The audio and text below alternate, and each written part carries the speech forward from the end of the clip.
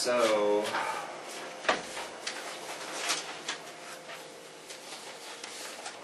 renewal of a cereal malt beverage, and then Dennis and Mike are coming at 9 o'clock for the insurance.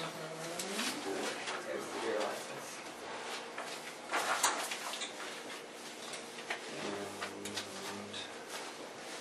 And that's about it, right? So far. Joe will be here later on.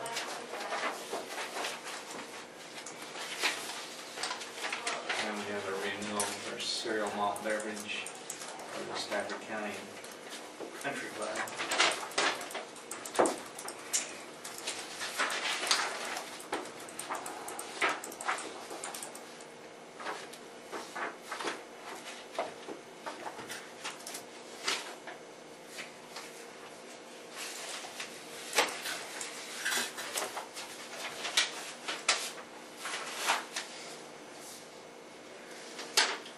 They have an existing license, they'll just renew it, right?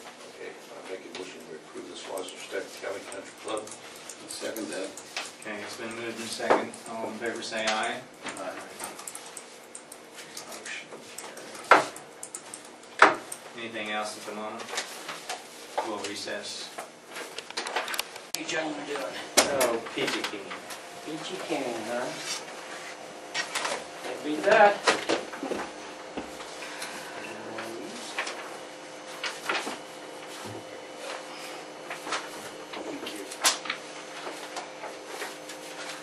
Okay, where do you want to start? Yeah, I think it's exactly the same. Cut the chase? Let me, I'll tell you what I'd like to do. I would like to race to the back of the page. And I don't do this very often, but back to right here, this page here. Blank one? No, yeah, the blank one, yeah. Fill in the blank. Fill in the blank. One more, come back one more. And talk about this sheet right up here. It's just like this. There you go. There you go. You're getting close. There you go, right there. We've been doing this. In fact, I was trying to remember coming down. We've been writing you guys a plan for probably 25 years, maybe. I don't know, something around that. Been quite a while. We've been doing partial self-funding. I started BMI in 1995. We'd been doing partial self-funding prior to that. So, and I think we started BMI. I think started with you guys in '96, I believe. This goes back to 2003. I don't have the years on this top page. It's on the bottom page. So this, what you see on the right-hand side, is the current year to date. This number up here. That's just through September. And then back, this farthest year is 2003. So going backward, you go back 2011, 2010, all the way back to 2003. And I didn't want to bore you with 25 years of experience, so I thought I'd bore you with 9 years of experience. And let me start explain this by saying the reason groups partial self-fund. I partial self-fund myself, and of course that's primarily what we do. We have a lot of groups we partial, some Armies and Straubs, and I can name all kinds of groups that we do this for. And the reason we do that is we've always promoted three things. We like to lower your fixed costs, because when you pay fully insured premiums, it's all fixed cost. And there was a time, maybe if you had a really good year, they might send you a little money back occasionally. I don't know if too many groups are doing that anymore. Haven't heard about it anyway. But we lower your fixed costs, we give you plan flexibility, and we give you reporting like this. Your plan, speaking of flexibility, I don't know if you could buy this plan today. This is a $300 deductible. The insureds have another $400 out of pocket with their co-insurance. So their maximum out of pocket is $700 over the course of a year. $300 deductible, and then 80-20 until about 20% equals another $400. So it's an incredibly rich plan. The market today, in my own group, my deductible is $750. We probably see more $1,000 and $1,500 deductibles today than we do. We certainly don't see $300 deductibles. This may be the lowest deductible we write in our entire book of business. Not that you shouldn't have it, it's just that we are flexible enough to be able to let you have that. And I don't think that product's available on the market. I would imagine the lowest deductible you would see today is probably $500 with an out-of-pocket. It's probably $1,500, 80-20 to $5,000 goes across the board. And maybe you guys are ready to go there, and if you are, that's fine. If you want a $500 deductible and higher out-of-pocket, we can get there in a heartbeat. That's not a problem. But back to my story, we offer lower fixed cost, plan flexibility, and reporting. Now, look at this sheet that I just gave you up here. This top number that you'll see, the history lesson is in 2003, your fixed cost was $99,000. Your claims were $147 for a grand total of $247,000. Now, based on your average enrollment that year, then your single cost would have netted out with these numbers to be $316 for a single, $650 for a family. That would have been the cost of the plan. If you would have gone out and bought a fully insured plan and paid that premium, you would have got to the same place. And as you move across, the point I wanted to make was the fixed costs have remained remarkably level. You'll see $105,000, $112 moves across in year. Out here, well, current this year that says $75,000. You can remember that's year to date. That's not a full year. Last year was $105,000. So if you compare from 2003 to 2010, you can look at your fixed costs is $6,000 difference from one year to the other. So in a market today where we're seeing fully insured rates going up 10, 15, 20%, actually our business has never been better. We're writing a lot of business that are coming, groups your size that are coming from fully insured because they're tired of the 10, 15, 20% renewals. Your claims those same years, you can see back in that first year again is $147,000. And as you move across, you'll see it's been $200,000, $300,000, $300,000. Last year, $329,000. This year, to date, you're $220,000. We would project that forward so that we would expect this year to be very similar to last year if it finishes, at the same pace. And you can see the result of that in numbers. You've only had, this year, for example, at the far right-hand side, if you project out the way we expect it, your family cost will be $999, your single will be $467, just the way we allocate them. And as going backward, you can see what they've been. They've been around $1,000, $900, $800 4 or 5 years ago. And the difference there for us in partial self-funding, we have part of your fixed cost consists of admin to us to do the work, the cost of the network so that you get the best discounts available from physicians, and then the reinsurance component. Now, you currently, for years, you self-funded the first $25,000. 3 years ago, we changed that to $30,000. So you actually have the first $30,000 of obligation. Then if somebody has $1 million claim, you're done at $30,000, and the carrier would pay. You never had $1 million claim. You've had a few large claims from time to time, but you're only responsible right now for the first $30,000. And that's the reason that partial self-funding works, because we do find that across our world, well, we used to say 80-20. I think it's 90-10 today. 90% of your claims come from 10% of your people. So most people are doing pretty well, don't have much more than claims. If somebody jumps out there and has $100,000, $200,000, $300,000, $500,000 claim, a couple of years ago we had a $5 million claim on a lady that we insured up in Kansas City. So you see those things occasionally, but we take those obligations away.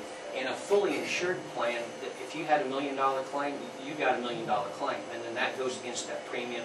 The carrier is going to respond with some kind of renewal to try to recapture that premium. We take that off to a reinsurance carrier, and then we shop that reinsurance component, and if that carrier doesn't feel like they want to write your business, then we just slip you to another carrier, and it's what we call plug and play, put in your reinsurance carrier. So you don't have to try to pay that carrier back for that claim. And that's the reason that even though there would have been some years in here, and I probably should have done that, I didn't do that, I could, we should have looked at gross claims, because gross claims would include all of the money that the reinsurance carriers paid. I don't have that in here at all. All I have in here is the piece that you're responsible for. So again, the point I'm trying to make here is that this plan has worked. You're really the poster child for what we do. This plan has worked remarkably well. The things we've done like we want to do is we kept your fixed costs low, and then you've had a $6,000 swing over 9 years.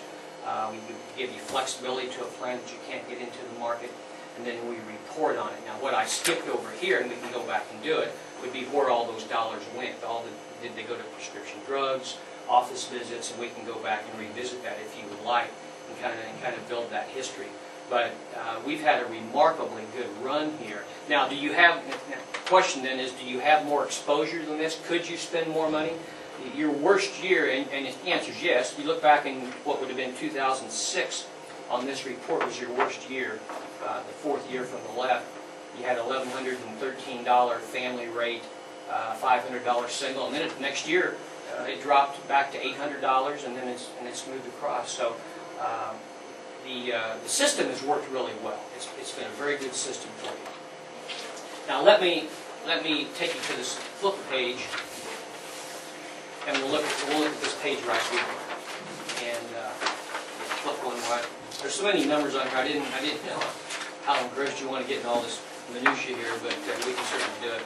This would be your current year. What you're seeing here is the current year. You'll see at the very top of the column we've got current, and we got option 1 and option 2.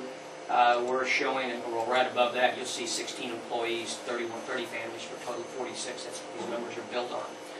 And just to follow the column down, you'll see, again, you have a $30,000 specific, like I mentioned, so you pay the first 30, the carrier jumps in on top of that. Look at the bold print, you'll see the annual premium for this last year's $88,000, the renewal's $96,000, and then there's an option, you'll see it's $81,000. Now the $81,000, if you look right above that $81,000, all that's doing is moving your specific from $30,000 to $35,000. So you would be accepting $5,000 more risk, but saving $14,000 in premium. So it's just a choice we always give. If you follow down through the page, well, we're not changing our admin rate. Well, let me jump back up. You'll see a number called attachment point right there in the center in bold. Current year 577. That's actually being reduced to 562.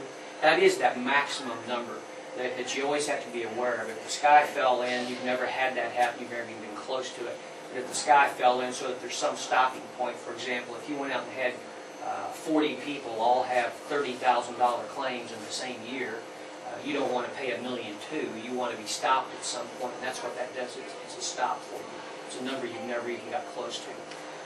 You come down to total administrative costs. We're not changing our fees at all. Then you come down to estimated fixed cost, that third number from the bottom. Current year, $124,000.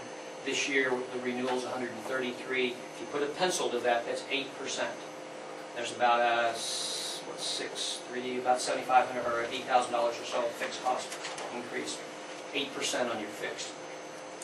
And then you'll see, of course, it reduces if you go to $35,000. And then you can see the bottom. Actually, the bottom number, what we would expect you to pay, is reduced.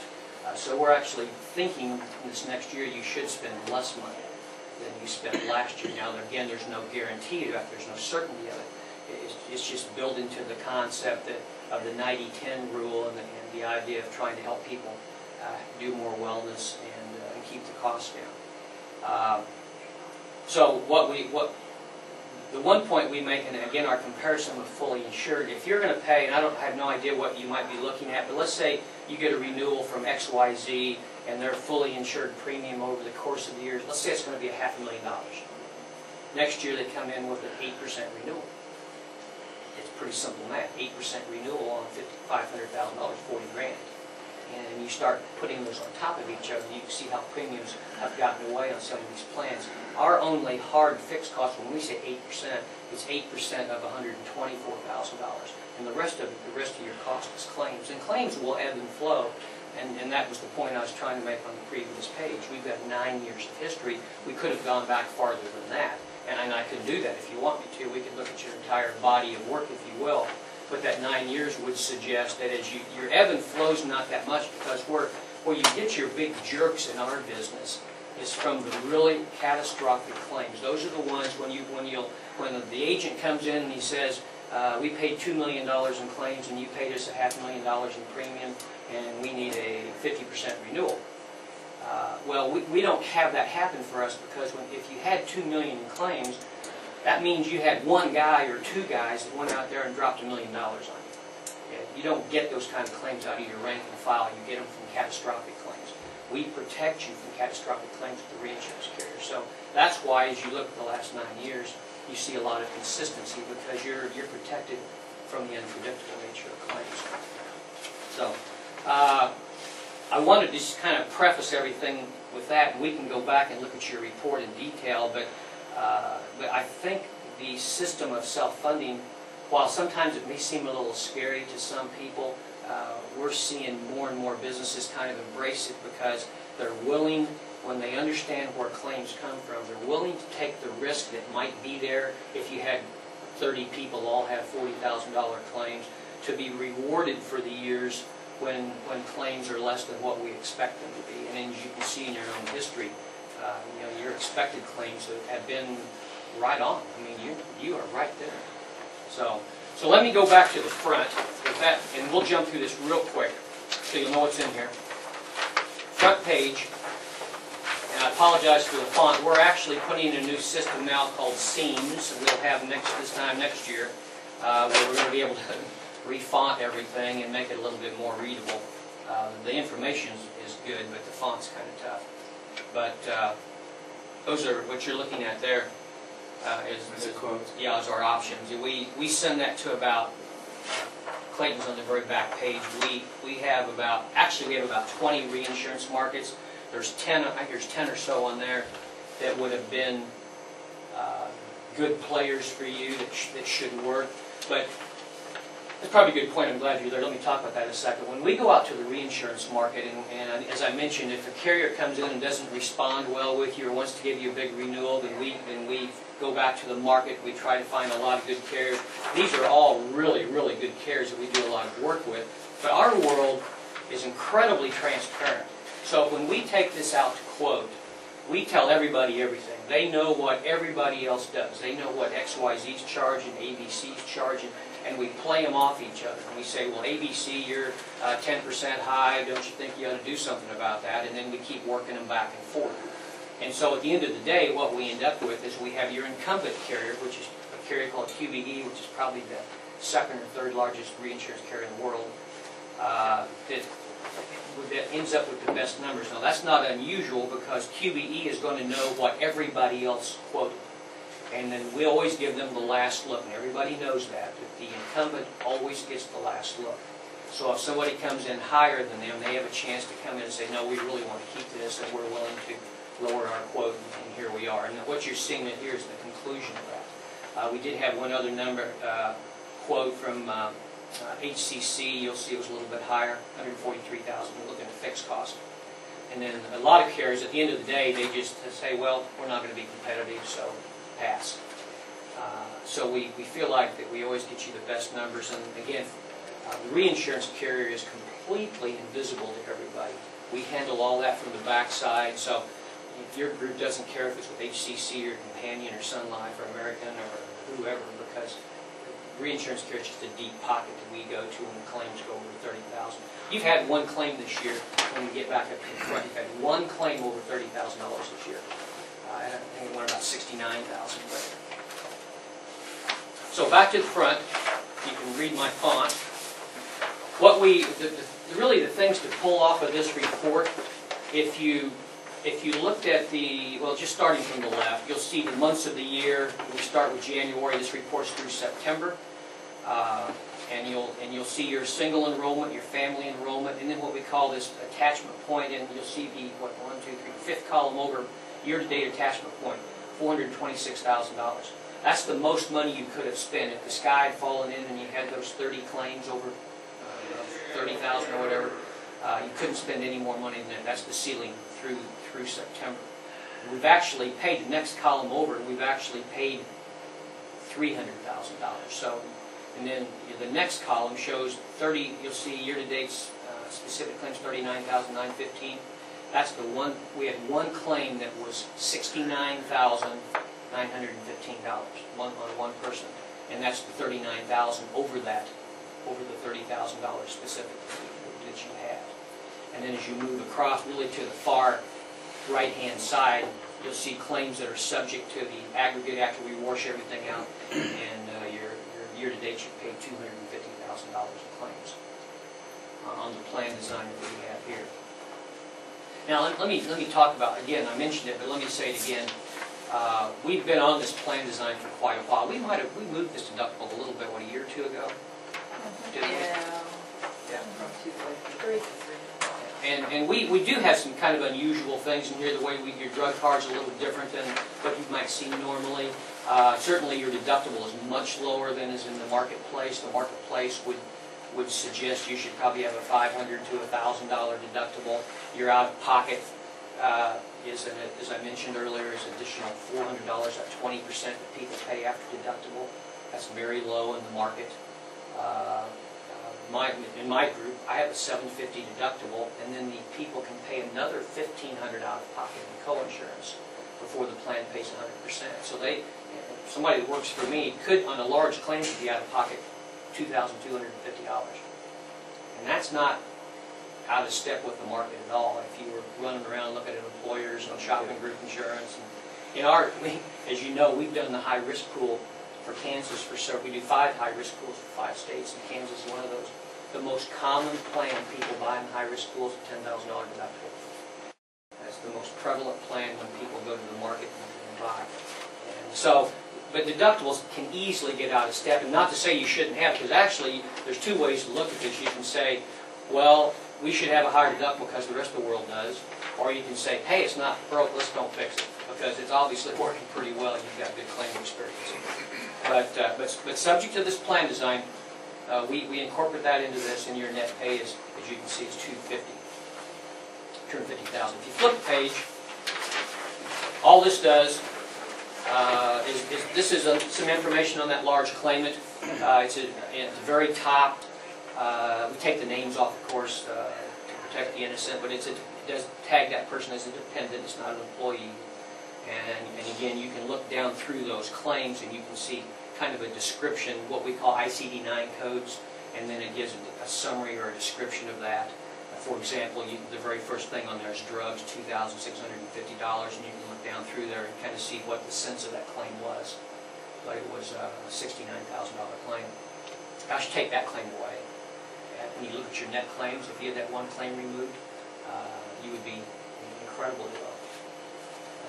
But claims are claims. You're almost always going to have 1 or 2 large claims, what we would call large claims, in the course of the year. It's pretty unusual when you don't. But I will say this, and you've probably heard me say this 1,000 times, but if you do what we do, partial self-funding in 5-year loops, you'll have, I always say, you'll have 1 year so good you can't believe it, because you'll have phenomenally low claims, and you can see that in your experience. You've had a couple of those.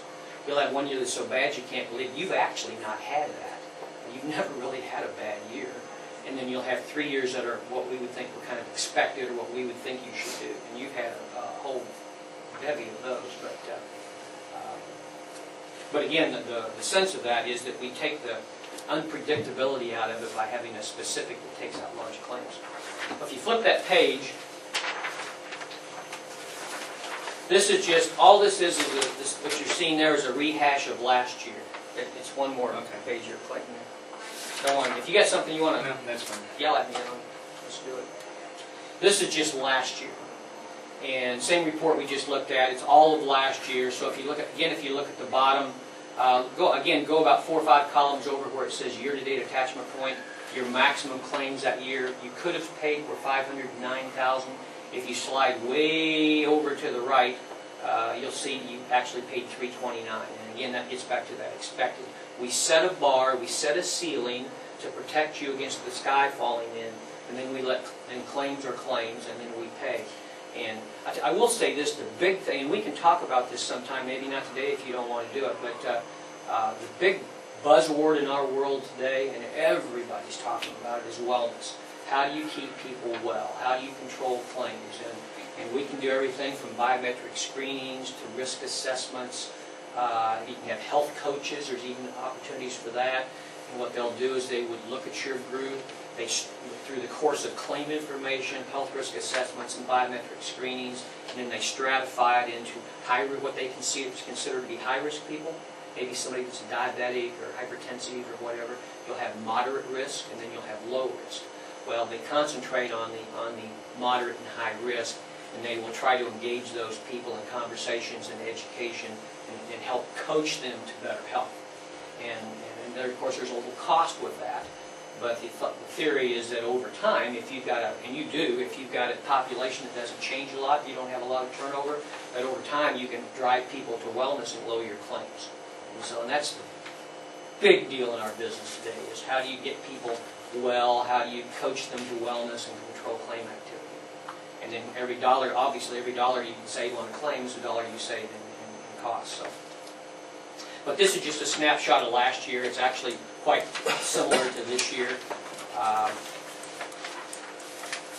This next page is just an alphabetical listing of where the money went. And if you look at on that top page, if you look at the very bottom, starting at the bottom total, you see charges, $454,000, $104,000 of discounts. That's the benefit of the card. Ineligibles would be something that was filed that shouldn't be paid. Deductibles, even though deductibles, we mentioned, is fairly low, there were still $19,967 paid out by the employees in deductibles. $28,000 in co-insurance.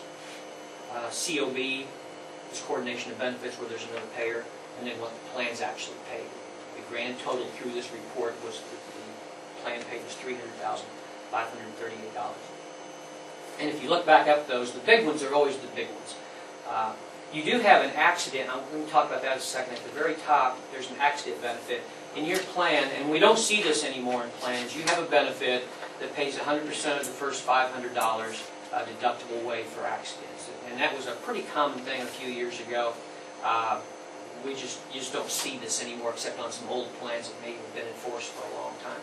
Most of the plans are going more to like doctor visits and getting, because what they're trying to do is to not encourage people to go to an ER and have accidents or any kind of a visit, because you go to the ER, it's $500, you go to the doctor, it's $80. And so the feeling is that 100% of this kind of lets people off the hook when they go to the ER. They don't really feel the pain of paying $500, or the plan paying $500 for something that maybe should have been $80 at a doctor's office.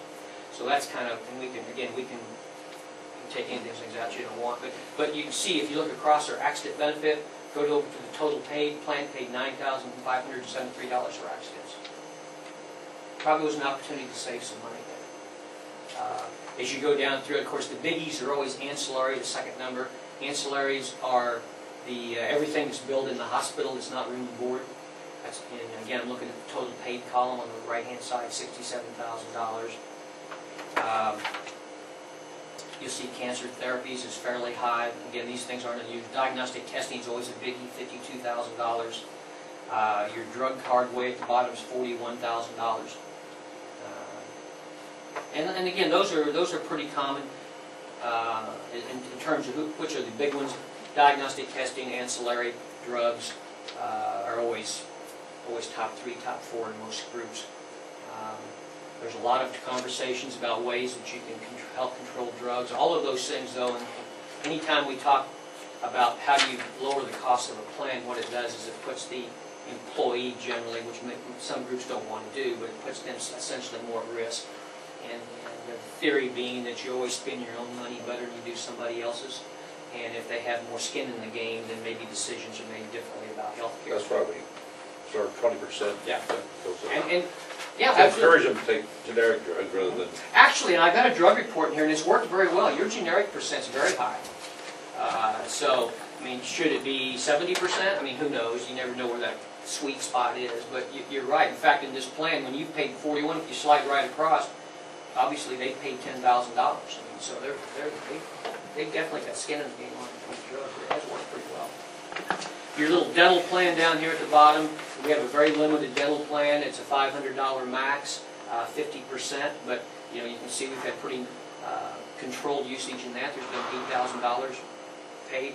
It's a 50% benefit with a $500 calendar year max per person. So it's not been expensive at all, but I think it's been a nice benefit. Probably money pretty well spent. You can get, if you're prudent about what you're doing, you can get a fair amount of stuff done for $500. Not going to get a set of crowns. And then actually, Dennis, yes, there was very little money or claims as far as hospitalization. Okay. Most of that was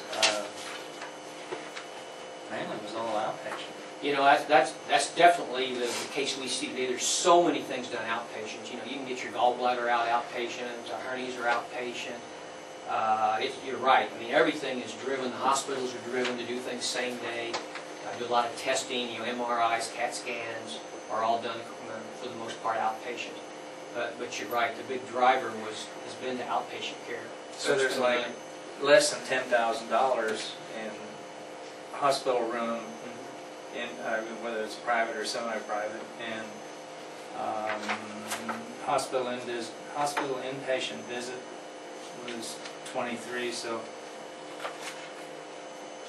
I guess my point is we're spending the claims for hospitalized patients is way less than emergency room and office visits. And Absolutely. Absolutely. I mean, everything's, the big driver is outpatient. You got to have something pretty seriously wrong with you anymore to spend the night in the hospital. So out of this 300,000 that was paid out, only 10,000 was in hospitalization. Well, keep in mind that ancillary Yeah, charge. I understand. Yeah, is all everything except for Right. room and board. Yeah, Right. yeah. So that would have been part of your. I'm sure a lot of that. The ancillary could either be pure outpatient or it could be a lot of the testing done as Right. inpatient. And as far as hospitalization is minimal. Yeah, that's great. Again, you've actually had a pretty good year. You had, I'm sure that one person has 69, probably spent some time in the hospital, but yeah, it's been a good year. Spent more for chiropractors than hospitalization. Then this, that's the dental at the bottom that we were just talking about there. Like, a little dental that we put in a couple years ago.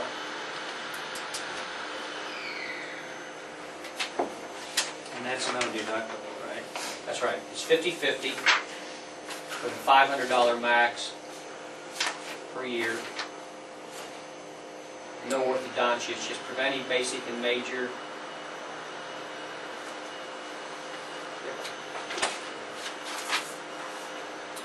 And then this next page is just shows the dollars spent on vision. You'll see we've got a little bit of hardware. I think the way your plan is it's $45 copay, 100%. You get one exam every 24 months with a $45 copay, and then there's a little bit of hardware coverage up to $80. But about $1,500 paid in the process of doing that. So it's a nice, very nice benefit, but it doesn't cost the plan a lot of money. But then what this next sheet does is it does show you top 40 reasons people use the plan. And again, this is not uncommon. Drugs are number one. We just mentioned $40-some thousand of payment. Insureds, as we mentioned, have paid at the same time about $10,000. And then you get into post-op infections and radiotherapy and all kinds of things. But this is the top 40 generated by dollars paid. Now on the drug plan, is it copay and deductible, or? The drug card is just 80%. They buy a drug and it's 80-20. They pay 20 and we pay 80 on their behalf. You get discounts. They have a drug card, get discounts. But whatever There's the no net pay is. copay? Pardon? No copay? No. No 20%? It's just 80-20. Okay. Yeah, if it's $10, it's 80-20. Now, we could do that. I mean, certainly most drug plans you see today are probably co-paid. And there is a lot of talk. We had a drug vendor in our office last week, and there's a lot of talk about step therapy, where you require people to take generics, don't even give them the choice. They have to fail at a generic before they can take a brand. Those aren't real popular because you are requiring people to fail at something before they can march up through the things. But there are plans doing that. We'll look at a drug report here in a second. But your generic usage is really pretty good. Drugs are just expensive. I mean, they are just phenomenally expensive.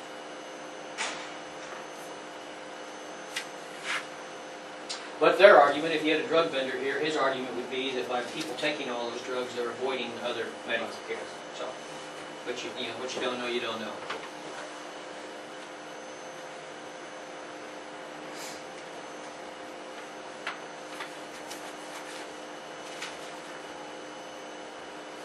This next sheet, if you're ready to move on, would be just where the money went. And you can see Pratt Regional is the winner. Almost $65,000 went there, and then of course the Stafford County Hospital came in pretty strong. And then the network, then Prescription Network is your drug. see the other facilities, Promise, Great Bend, Hayes.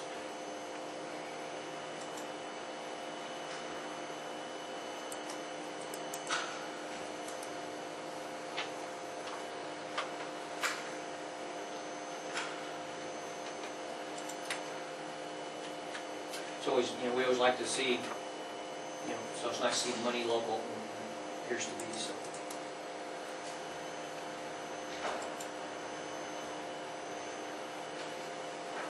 This next report is your drug report. If you look at that third bullet down, it says script information, third bullet, submitted cost 96, that was basically the retail. When it was discounted, it was a 46,000 allowed, so the card does give the benefit of a good discount. So the savings, they're showing a savings of $50,000. But again, that 46,000. Now these, let me explain here a second, because we've been talking about different numbers. These things all time out differently. So you might have an extra week in one of these, or an extra week in one of the others, and so the numbers are never actually synced up. But when this report was run, there was 46,000 that had been processed. And if you go down to the fourth bullet, brand versus generic, you'll see generic dispensing rate 70%, which is pretty good. You hardly ever see them. We always think anything in the 70s is pretty good. I don't think I've ever seen one over 80%. So usually 70, a lot of them come in the 60s, a lot of groups. So 70% is a pretty good dispensing rate. The efficiency rate means that there was a generic available and it was taken 97% of the time. So that's pretty good.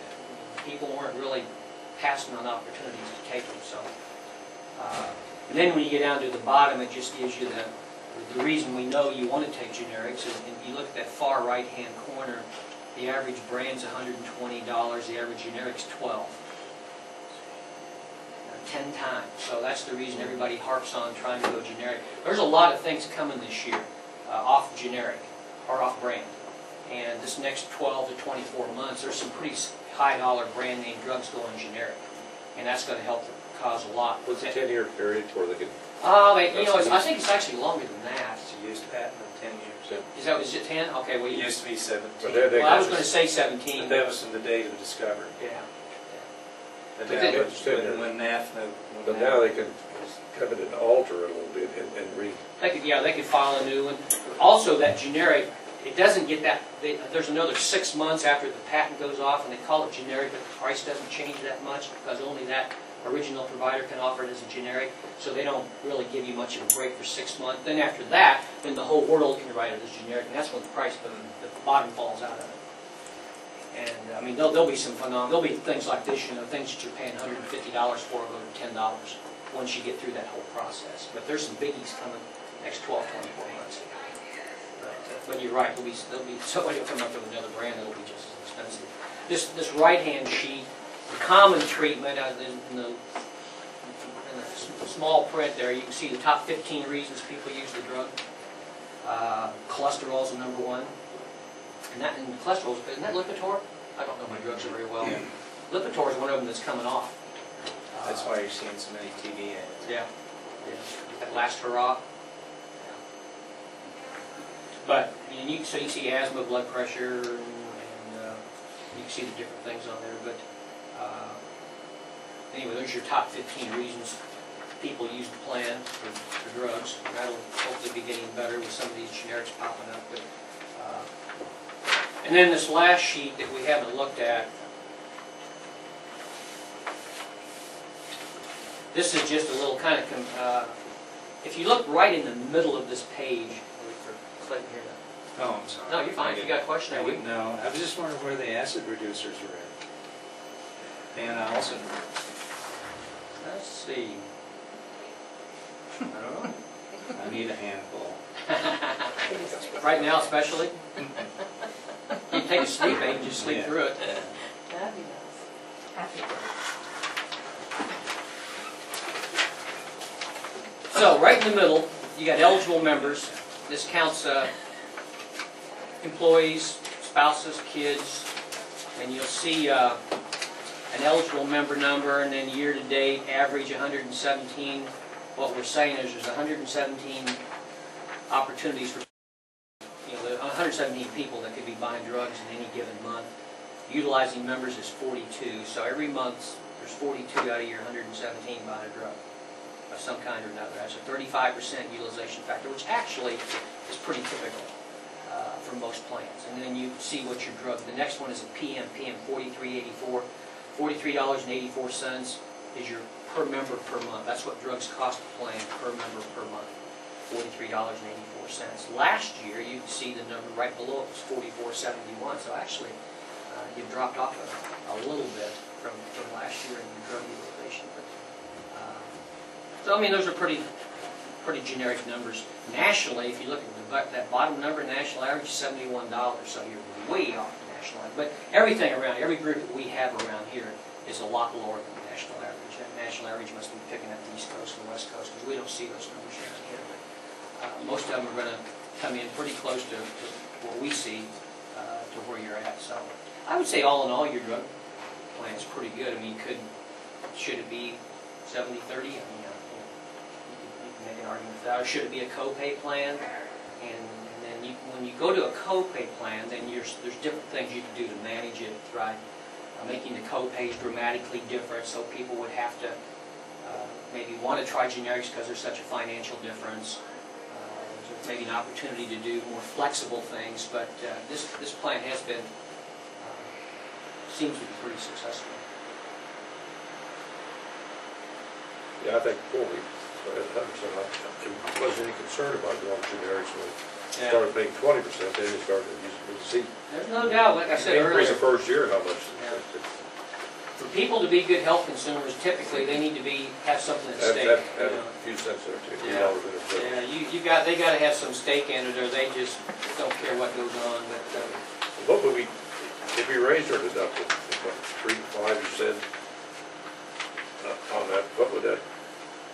Well, what it'll do, and it won't change your fixed cost. It would absolutely, and I could run a report for you and actually quantify that number. I don't have it with me, of course, but if you had any plan change you want, we have a software program where we can plug in anything, and we calculate. Actually, what we would do is we would re-adjudicate every claim, and then tell you what the net effect would have been last year. So we could do a look back. What would have happened if I would have done this last year?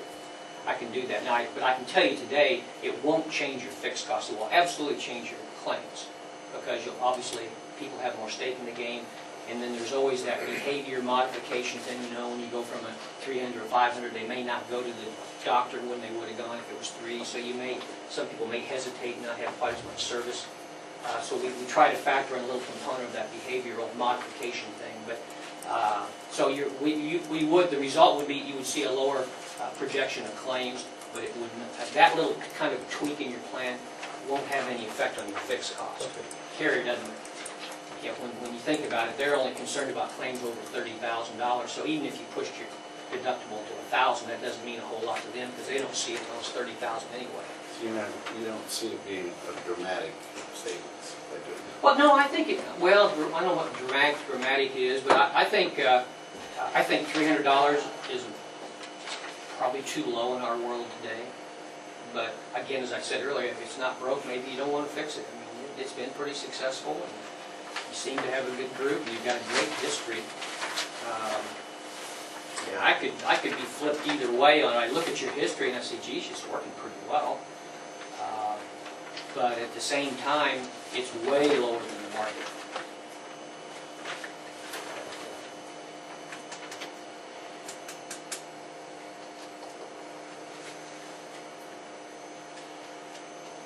So you say 500 or 750, I mean, it would change, I mean, would we, $10,000, $20,000? Oh, I bet it would be, yeah. And your net pay? Let me look something, I don't think it has before. Well, you could look at your, well, let's go back to your deductible amount, and of course, we could run it in this sheet right here. And all the services on it. It's right in the middle. Go back that way. Turn that page that way. There you go. One more. Do another one. Yeah, one more. Right there. Now this, obviously, this is pretty crude math here, but go down to that deductible number 19,000. Simple math, and this wouldn't be the case certainly, but this is a $300 deductible. You could say that if it was a $600 deductible, would this number double? Probably not, because there's going to be some people that maybe wouldn't get to the $600 mark, but in its crudest form, you could say a $600 deductible would save you almost $20,000. Now that won't be the case. I mean, there'll be somewhere between those numbers, but I think you could easily make the argument you would save $15,000, and I can tune that number anymore. I can go back and we can run it pretty quick, but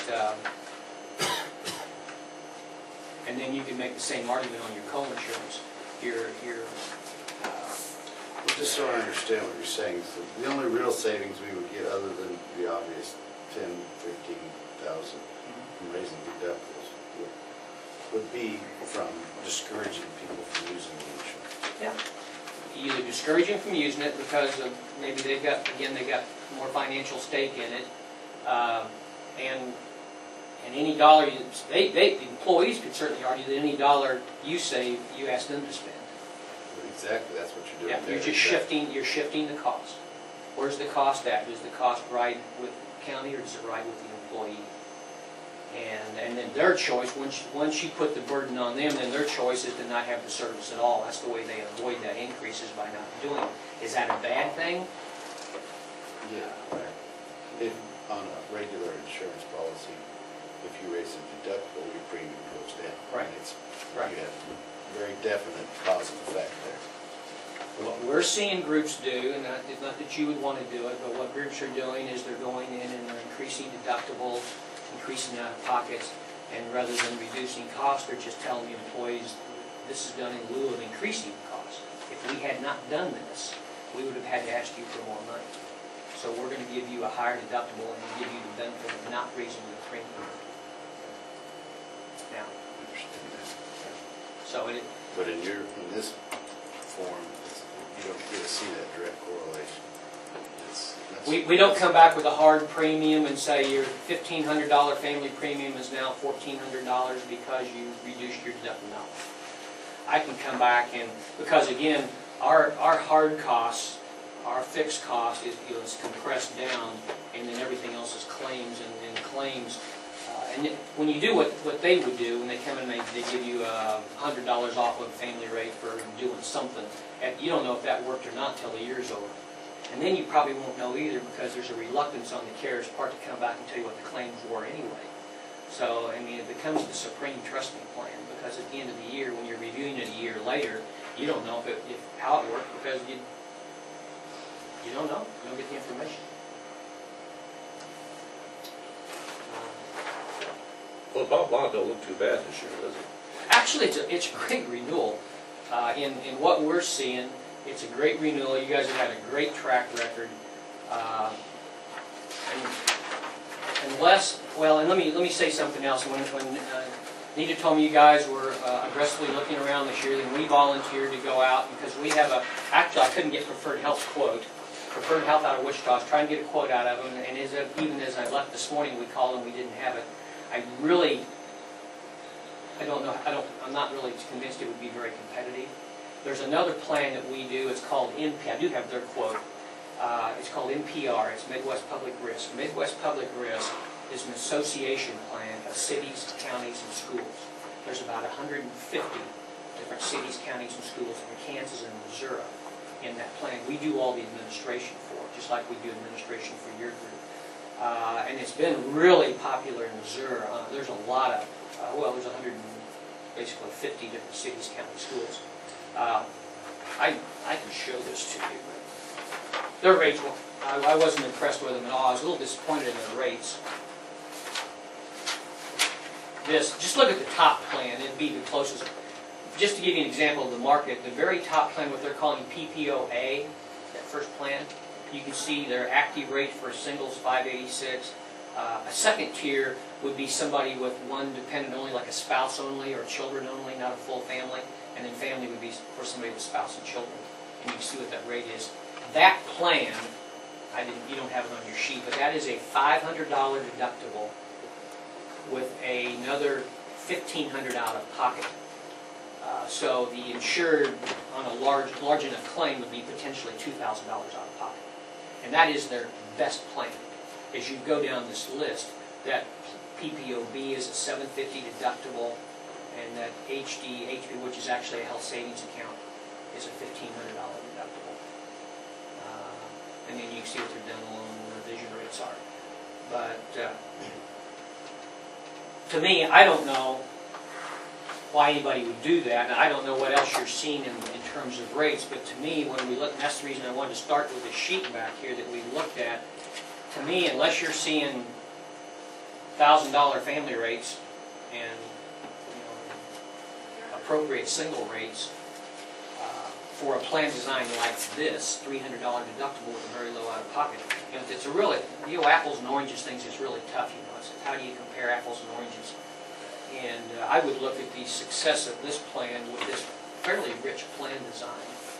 And if there was a need to save money, my inclination would be to maybe to bring whatever plan design there is back to this plan and try to regroup this and see, because it would definitely lead you to some cost savings. I mean, there's no doubt if you took this plan to a $500 deductible and went 80-20 to $5,000, which would put the insured another 20% of $5,000, $1,500 total out of pocket. It's a pretty common plan, 500, another 1,000 out of pocket, 1,500 total. If you brought that plan design back here, took away the accident benefit, a couple things we could do in there. You could whack some claim costs out, no fixed costs, but you could whack some claim costs out of it and pull the thing back. Can you rough figure how much? I can get it for you real quick. But, that kind of a change, you've got to take, and we looked at these sheets here a second ago, that's got to take 10-15% of claim costs out of it. And on $300,000 of claims, you're talking 45, maybe $45,000 to $50,000 of claim costs. We were looking just here a second ago and talking about 15,000, 20,000 just by a deductible change. And the co-insurance, there's the one school of thought on your plan right now. Again, it's not broke, so I don't know if I fix it or not. But your $400 of co-insurance, 80-20, they're paying 20% for $400 to spend. That's only $2,000. So they have a $300 deductible. They go through another $2,000 of expense. Now they've spent $2,300 of medical expense. They pay the $300. They pay 20% of the $2,000. That's their $400, and they're done. From that point on, they have no skin in the game. And you know how fast you get $2,300? You're there like that. And from that point on, there is no skin in the game. Yes. So the doctor says, I need an MRI here. It's fine, we'll do it. You need to go to Wichita. Go to Wichita. The Wichita doctor. Guess what he says? I need an MRI. Well, I took one back there. No, you need my MRI. And why wouldn't I say, okay, I'm here. What the heck? I'm not paying for it. And one school of thought would be to run your co-insurance out longer. Instead of bailing out at $2,000, run that 80-20 to $4,000 to $5,000 or wherever, so that they stay in, they have some contact with the claim a little bit longer before it goes out to 100%. Just happened to mention to the county. Don't we make these changes to lose that grandfathered status that everybody talked about last year? You would lose grandfather Is that status. a big deal? I don't think it's a big deal. Because last year we did that. Yeah. It was also We haven't had very, very, very few groups that we have our worries about it. Okay. Really, the only significant thing it does is it makes your preventing benefits better. You go to 100% preventing, and you've got a 250 cap on your preventing benefits. I think it's 250. Yeah. And again, if you look back on your report here, your wellness, there was a number here, I think it's $2,900, about $3,000. You got wellness exams and wellness testing. You've got about $5,000 of wellness. Your wellness benefits, because what you do is you take that 250 limit off, and your wellness is paid 100%. So that's really the only measurable difference at this point in time. And what's going to happen anyway, in 2014, it's gone anyway. At the very most, you can keep your grandfather through 2012 and 2013, you're done with it anyway. So it's a matter of time when you lose it. If I was wanting to make changes like what we're talking, material changes.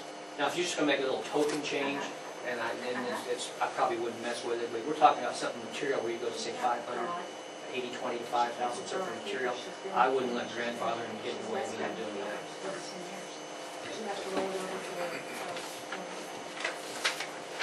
But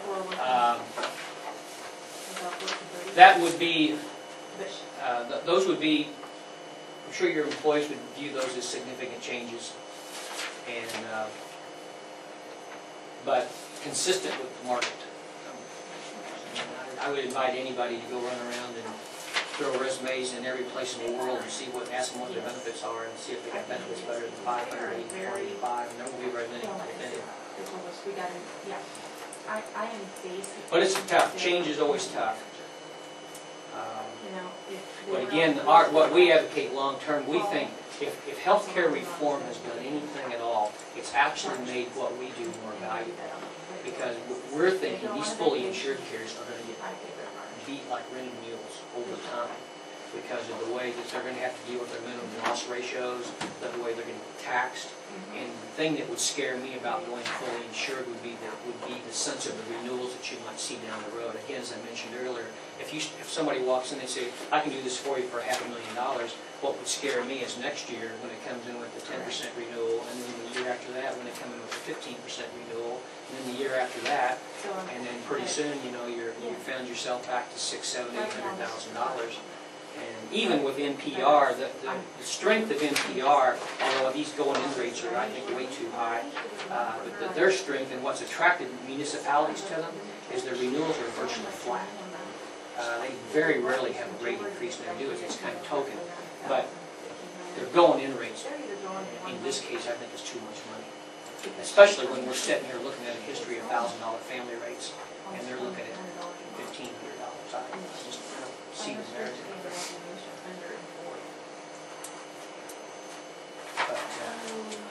There's definitely opportunity here. Like I said, change. We could probably be a topic for another day, but we could get serious about talking about wellness sometime and see if you guys wanted to take maybe a run at maybe and there's all it's a really nice little plug-and-play system where you can pick up different pieces of it. But there's actually one that we're working with now called Integrated Health Systems. They do a biometric screening, and they do a risk assessment, and then they have health coaching. The thing I really like about it, what employers like, is that it does cost. It costs $200 per employee per year. Yeah. We can file it as a claim, so it's a claim against your health claim. But at the end of the day, they take all their information and they grade people, and they give them a point system. Like I might be a 10, and you might be a 15, and you might be a 20, and you might be a 0. Well, what some employers are doing is then, because you can charge a different rate, you can actually have 20% variance in what you charge people for wellness, and they're talking about moving it to 30%. Well, they're taking that point system, and they're actually tagging what people pay for their health plan to their points. Kind of like car insurance. You know, if you're a bad driver, you're going to pay more than a good driver. And they're taking that and saying, okay, and what they come in, they give you a point, and it's okay, Roger, you've got a 15. We're not going to do anything this year. But next year, if you don't have that 15 down to wherever it needs to be, whatever it is, then you're going to pay, pick a number, $15, $20, $30 more for your health insurance. Now, if you get yourself together and do what we're going to, and we're going to help you get there. We're going to help you stop smoking. We're going to have a diabetic coach. We're going to do all these things, and we're going to help you get healthy. And if you can hold your points or improve on them, then you don't see any increase next year. But if you don't improve yourself, or if you go, then you're going to pay more money next year. And that's actually getting a lot of traction. Employers just love that. They love tying what people pay to some definition of what that person's health is. But those are things that are out there. We can do those things for you.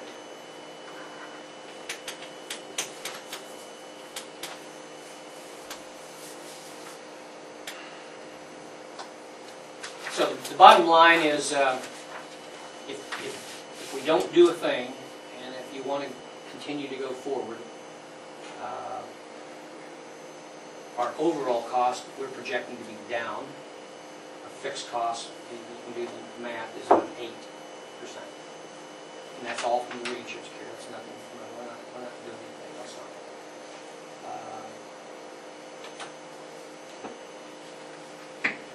And then if you want me to, I can grind out any plan options you want, and we can meet again in next week. If you want, we meet every Monday. And if you're interested in it, I can come back next Monday and we can show you some options. I would like to see one with more deductible. Okay? Another 500 or 750, whatever. Well, you can run more than one. Whatever the norm is. Run on each effect. Yeah. Pardon me? 500, I'd like to see some options. 750, Yeah. and then co-insurance, 80/20 to 5,000. Too much? Too little? We don't know, I just want to have options. What are we doing now? You're 80/20 after to 2,000. To So that's where that $400 pops up, 20% of 2,000. And then we can push that out to 3, 4, 5, 10.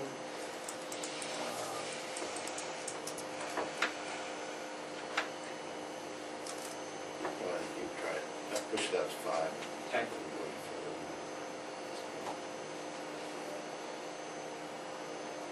Okay.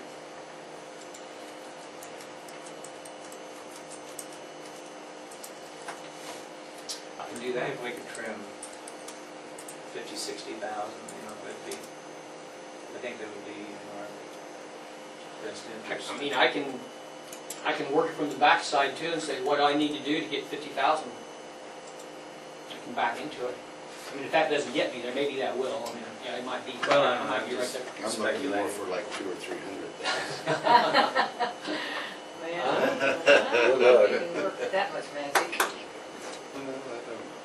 Yeah, it Well- always comes back. I've had this question, Somewhere. and no one, Yeah, I guess, has an answer, but when you go in and get a prescription filled, first thing they ask is you have, a prescription card. And most people say yes. But that prescription may be a $4 prescription, a prescription. Mhm. And I think as far as, the card holder should ask first, is this a $4 generic? Rather than say, oh yeah, I've got a pharmacy card. Well, they're supposed to give you the better of the two. Now, maybe they're not doing Well, it, this but is my question. They're They saying- are given the better, they give the better, the lowest. yeah, Yes. they should. Well, I mean, they're kind of signing that oath, that they will give you the better of the two. So, Well, obviously, I don't have any prescriptions that Yeah. I need to go in, Yeah. but you see these ads from, all the chains that they have Absolutely. $4, they have Yeah, I think that's. 400 Yeah. prescriptions that are $400, was $4. you should be getting that. If you walk in and they should be giving you that, and on your plan today, then it would be 80/20 of that $4. That should be happening. No, they're charging you just 4. Pardon? They charge you 4. If it's a $4. Well, but then they file it to us, and then we would reimburse. Yes, then yes, you Yeah. reimburse 80. You're right. They do. That's so much paperwork for $2, or for Well, no, the- not the, even $2.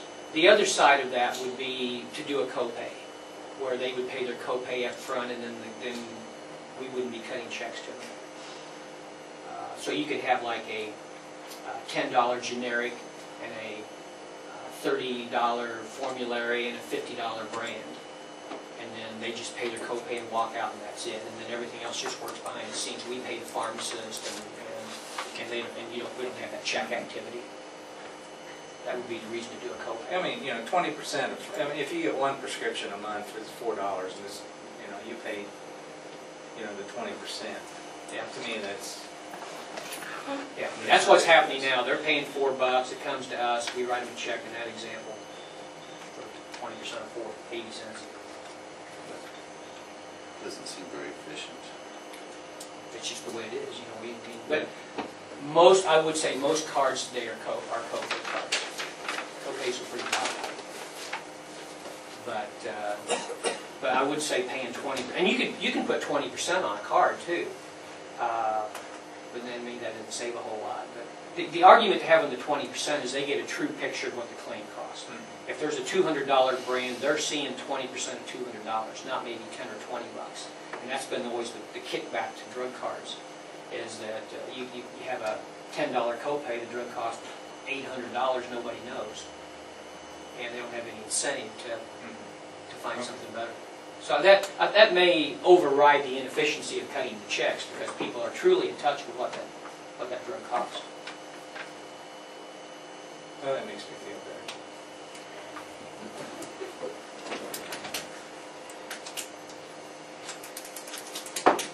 Well, why don't you run some?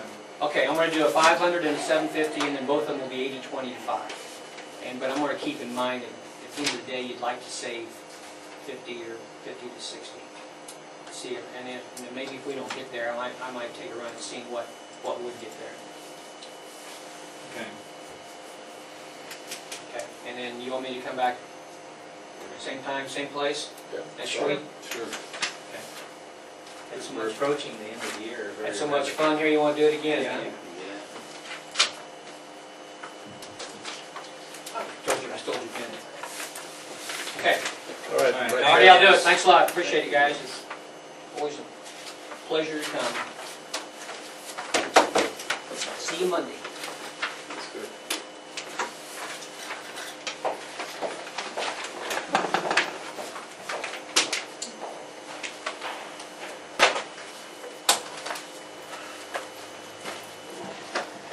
Morning. Do we need to take a break? All right, let's recess for a little bit.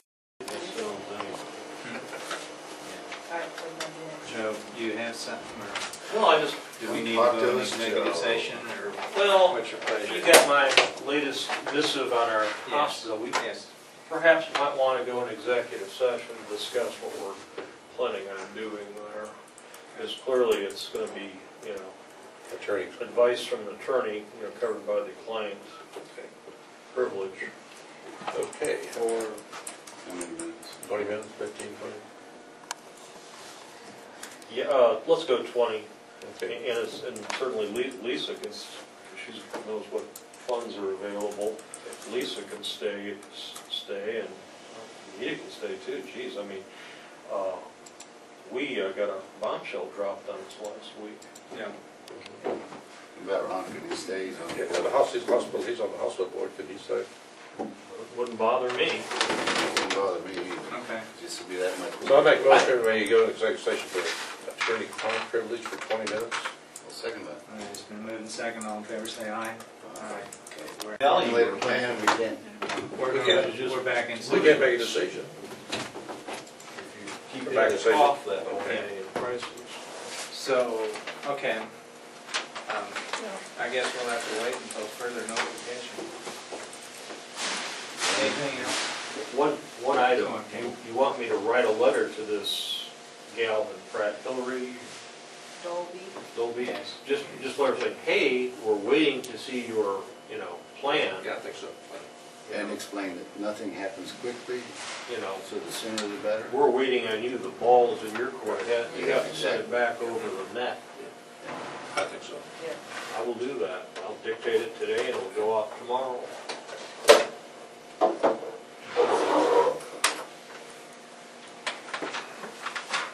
Okay.